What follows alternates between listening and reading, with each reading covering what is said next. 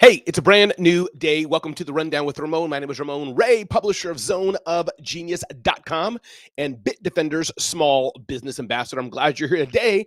We got a lot in store for you today, as we always do. It's not so much that we have a lot, we have an impactful episode for you today. We're going to talk about today hiring your spouse at work, or hiring your spouse to work with you or for you, depending on how you look at it. We're also going to touch on 4 other things. Following through, we love it when people cancel plans, but the cost may be steeper than we realize. The power law of proximity, we're going to touch on that today. The power law of proximity and forgetting perfection. Marcus Lemonis taught me why being real matters in business. We're going to touch on that. The new age of entrepreneurship, 70 to 9. More and more people are becoming entrepreneur older. And then we're going to touch on, of course, our flagship topic of the day, the ask to work for you, or some people like to say, hiring your spouse to work with you. Yeah, something wrong with my eye there. Maybe nobody's noticing it but me. But either way, welcome to a brand new edition to the Rihanna. Thank you for being here today. Rihanna, the musical web. Thanks for being here, Rihanna. Thanks for being an amazing listener. And I'm curious, what are you doing today? What are you doing? What's your routine like? Thank you for showing up and being here, Rihanna, the musical web. Definitely check out all things that Rihanna is doing. I saw a red thing flash on my screen, a yellow thing, like a yellow flashing just now, and it's still flashing on my screen just now. I wonder what it's saying. Is there an error? Is there a issue? I hope not. But if there is, I'm going to keep rolling like there is no issue. Welcome to a brand new edition of the Rundown with Ramon. When you go home at night, you lock the doors of your house. Click, click. When you go to your car, you lock your car doors. Boop, boop. But do you make sure that your business is secure? I want you to check out Bitdefender's small business security solution. Bitdefender's small business security solution at bitdefender.com/Ramon. Bitdefender.com/Ramon. And then I want to check out this 39-second message from Bitdefender as we begin the Rundown with Ramon. It starts with something small. An email, a phone call, a fake invoice. It looks real. It sounds urgent. One wrong move, and your business pays the price. Small businesses are easy targets for cyber criminals. With Bitdefender, they lose every time. Enjoy unstoppable security and real peace of mind so you can fight for success, not against cyber threats. Real-time protection, zero stress. Get Bitdefender today.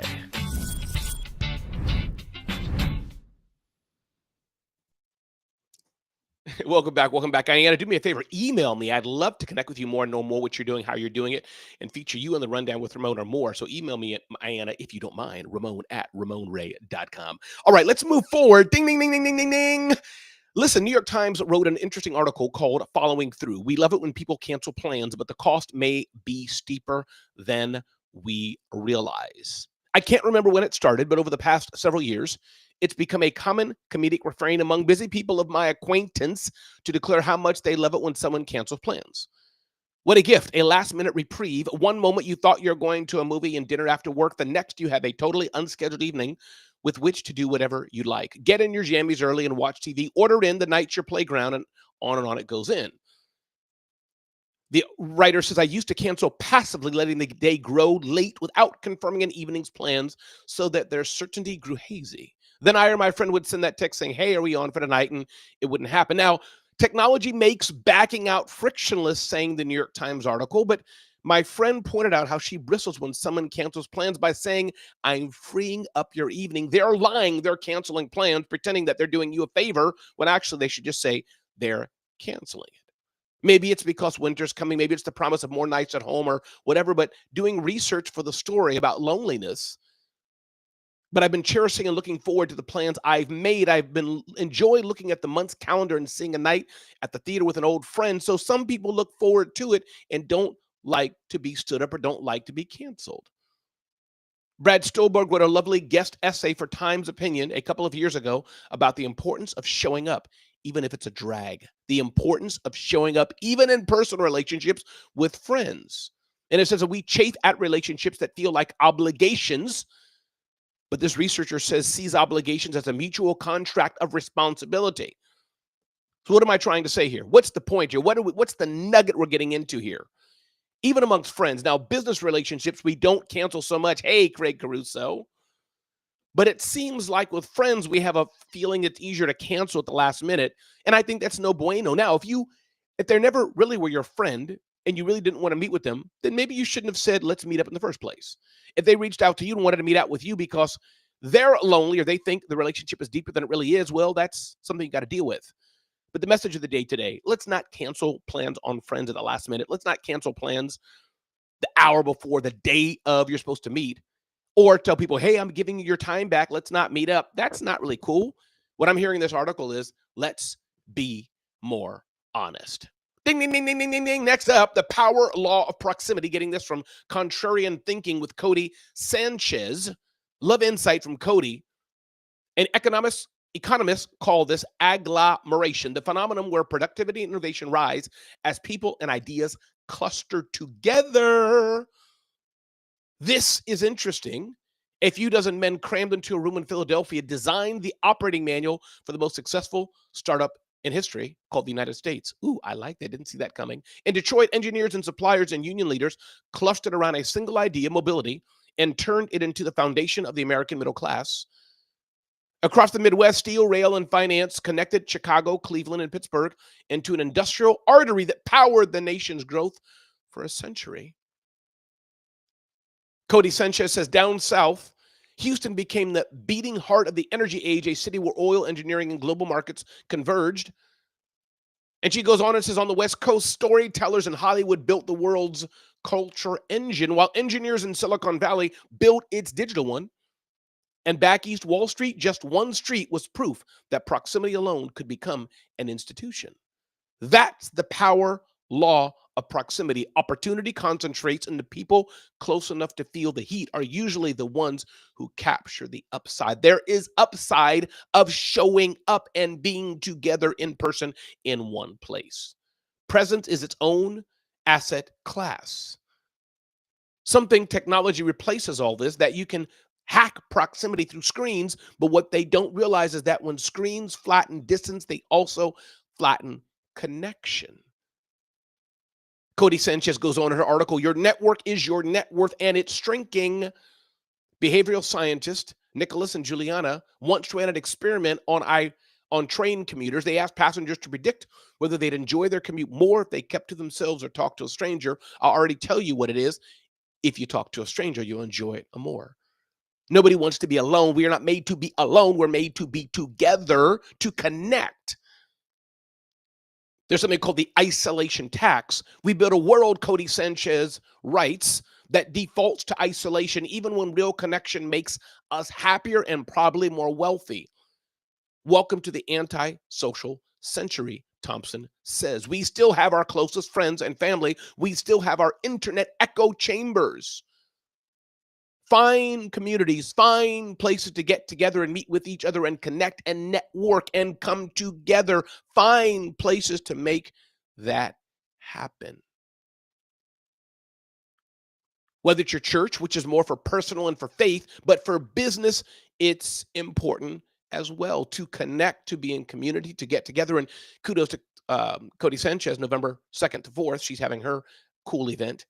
And you can check that out at contrarianthinking.co. My name is Ramon Ray, encouraging you all today to be together, to join together, network together, to build relationships, to not be alone. Find events, identify communities where you can flourish and nourish together. That's how me and Ayanna met, through Traffic Sales and Profit. Greg Caruso and I have known each other for many, many years. Don't know if I knew him first or his wife first. As he goes on and through his amazing battles and victories in life. Welcome to a brand new edition of The Rundown with Ramon. My name is Ramon Ray, encouraging you today to check out zoneofgenius.com, zoneofgenius.com, so you don't miss out on an episode talking about all the things you need to know today. Ding, ding, ding, ding, ding, ding, ding. Next up, I got a chance to be with Marcus Lemonis a few weeks ago at Entrepreneur Level Up Conference. And a few things that he taught me about the aspect of why being real is important. I wrote about this at entrepreneur.com. Some key takeaways. Sharing the stage with Marcus Lemonis reminded me, I'm writing this, that vulnerability isn't a weakness in business. It's a powerful tool for building trust, connection, and lasting impacts. The power of being vulnerable. Now, you need to be vulnerable, of course, with the right people in the right context and the right time, and depending on what people can take. But when leaders go first and show their human side, they create a culture where authenticity thrives and business becomes more meaningful than just transactions. Marcus Lemonis does this. He talks openly about the things he's gone through in his life, his challenges, the abuse he's gone through, his weight loss challenges, and more. He talks openly about his issues and the challenges he has and the pains he's gone through and the fears he has. And he encourages others to embrace that and do it as well. Because, ladies and gentlemen, it's going beyond contracts. It's building trust. It's understanding that vulnerability isn't weakness. It's actually strength. And it's the power of sharing stories together. Hey, I've gone through this. What have you gone through? It brings us together. And understanding that, especially as leaders, we need to lead with vulnerability and be able to be vulnerable. Appropriately, yes, but being able to be vulnerable connects people together in ways you would never imagine. The entrepreneur's journey is filled with vulnerability. Whether it's to your venture capitalist you've been pitching for money, or whether to your staff who you're looking to hire, or whether to a vendor who you want to ask to have better rates, being vulnerable can help with all of that. So how do you practice vulnerability? How can you do this better? Well, start small. Share a lesson from a past mistake or a challenge. Use the power of storytelling to do that. Tell a story. Integrate it into what you're trying to accomplish. Listen actively to other people. Listen to other people's stories and their vulnerability. Create safe spaces. We say that kind of in a progressive, is this safe? Is this space safe? I don't mean it like that. I just mean in general, human to human, are we making it safe and nice and comfortable for people to share and talk?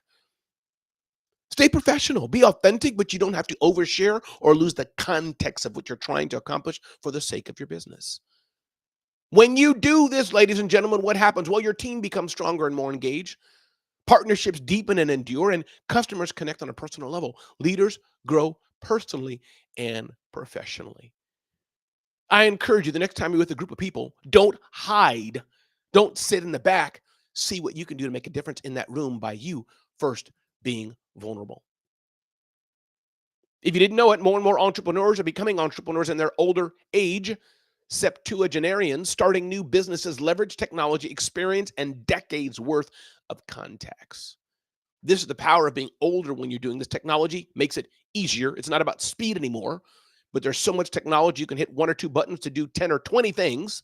Also, the connections you've established professionally and personally as an older person, and the maturity that you have, hopefully.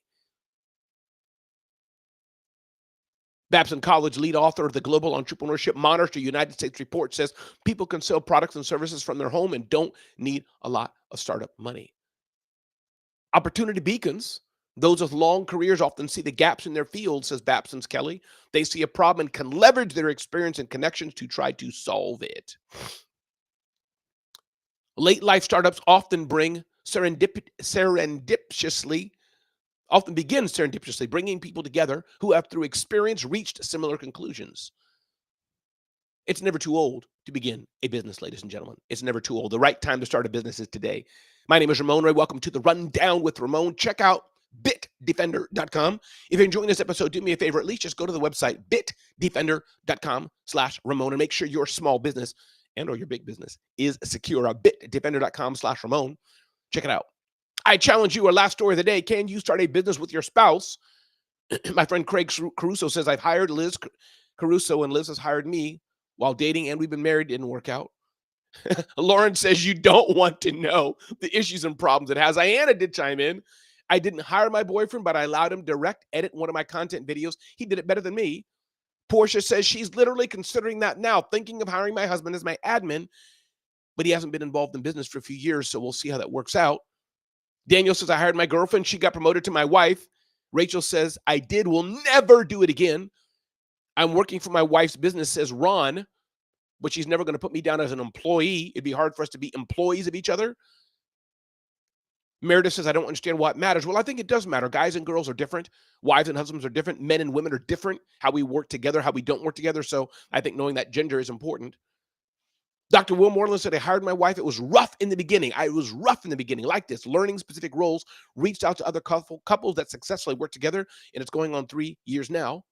Susan Isaac says, my husband said it's the best decision he's ever made right after asking me to marry him. I love it, Susan. Nope. I had Hate to have to fire him. Charmaine says, nope, not going to work. Yes, Teresa says certain projects. Justin says partners with my wife, and it's amazing.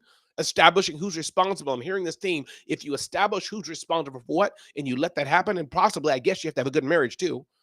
I tried so hard to hire my husband, but we are both CEO types, so it never transpired. I work with my husband when he's available. Love it. So that's kind of the fractional. Hey, if it's available, I need something. Glenn Lundy, my friend, said he just retired my wife from our own business, but I did ask a follow-up and ask him what he did right. And he says, I trusted her and stayed out of her way. That was something I did right. What I did wrong was I put too much on her too fast. We're doing millions in transactions. And she was doing all the accounting and payroll while schooling her kids. Should have got her help or got her out sooner. Love it. My hubby was between jobs several years ago. He is a brilliant businessman in addition to his IT expertise. We talked about length about him joining me. I decided I would rather have a great marriage, so we decided not to do that, is what I'm saying here. Tom Snyder says, I retired my wife. They did work together for a while. Love it, love it, love it. Mishi says, love the idea of exploring unconventional collaborations. Hiring is a misnomer. My wife works with me. I get that, but sometimes you can hire your wife and she's working for you. So there's no, I think it's okay to say that if it's not how it is. But I get it. Work with me. I get it. Pagine says, yes. Our code names, they have different code names for different things in their business so they can move along well. I love that. Carolyn says, yes. Well, hire may not be the appropriate word, but we merged companies. Love it. So they kind of work together and run the business together. Toya says, Toya, rather. It's a great thread. I worked for my husband's home improvement business out of necessity 20 years ago. He was my first local business digital marketing client. So it seems like, yes, it works. It's better for me to support him here and there for small defined projects, but not full time. My spouse, no. My mom, yes. Ha, ha, ha. And Renee says, I hired my husband as our operations manager. He's helped scale our business and is more committed to its success than anyone else ever could be. So, hey, there you go. Some insight on hiring your spouse, hiring your husband, hiring your wife in your business. And guess what? My name is Ramon Ray. This is the Rundown with Ramon. I hope this episode has helped you today. We went through quite a bit today. We talked about the importance of following through and not canceling last-minute appointments. Talked about the importance of showing up at events and the power of the law of proximity to grow your business and have a better life. Insight with Marcus Lemonis about the power of what Marcus Lemonis taught us all about being real in business and how important it is. Talked about here the new age of entrepreneurship. Older people are starting businesses successfully, possibly, but the challenge is the same. And the important aspect of possibly hiring your spouse to grow your business. My name is Ramon Ray. This is the Rundown with Ramon. Thank you for showing up. Thanks for being here. And I'll see you next time on the next edition of the Rundown with Ramon. Be blessed and have an amazing, amazing day.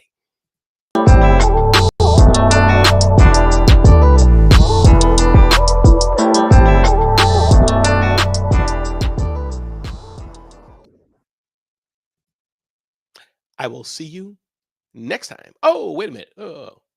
Oh, there's a chat. I didn't see that. Joe Applebaum jumped in here. Thank